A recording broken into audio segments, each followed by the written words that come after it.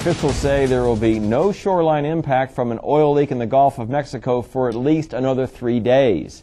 Crews were ramping up today to protect the coastline after an oil rig exploded off the Louisiana coast nearly a week ago. A remote sub is trying to shut off an underwater oil well that's gushing 42,000 gallons a day from the site of the wrecked drilling platform. The oil is escaping from 2 leaks in a drilling pipe about 5,000 feet below the surface. The leaks threaten hundreds of miles of coastline in 4 states. And joining us now to discuss the impact of the offshore oil leak is Dr. David McQuilkin, retired professor of history and political science at Bridgewater College. David, thanks for joining us. My pleasure, Bob. Now, what impact would you say on U.S. in general, U.S. offshore drilling, will the accident in the Gulf of Mexico have? Probably very little. I suspect that it's one of those things that it's part of the expectation, and I don't really foresee it having any long-term impact. Yes, it's going to cause some difficulties at the moment. They're going to have to do some cleanup, but once it's over, they'll continue to do exactly what they've been doing. Has there been this expectation? Because we haven't heard, at least as I remember, a lot of offshore oil disasters. You have to go back to the Exxon Valdez, don't you, for something as big as this? Periodically you do hear of one, but I think it's been fairly stable over the last numbers of years, probably even several decades. They've really refined the process. The oil derricks that they now have are very secure, and it's only in a rare circumstance that you hear these kinds of situations taking place.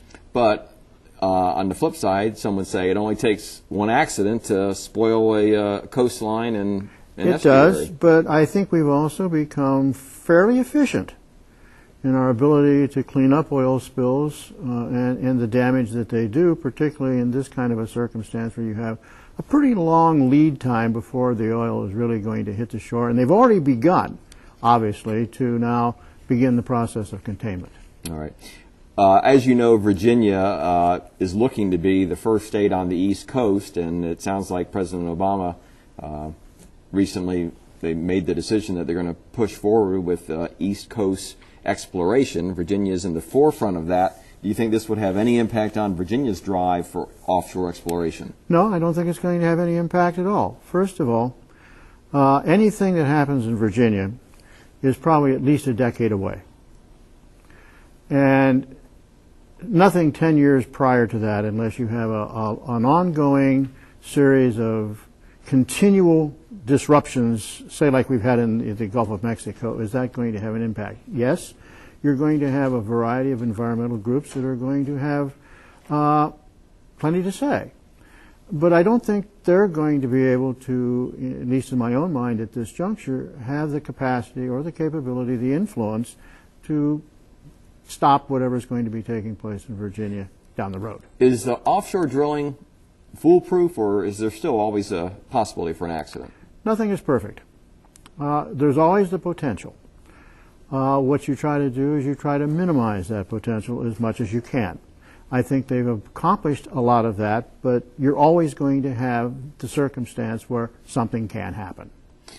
If the accident in the Gulf impacts the coast more, right now it's still offshore, will that amplify the political impact if this turns into a bigger problem?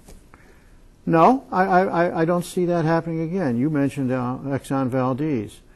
That's been many, many years ago.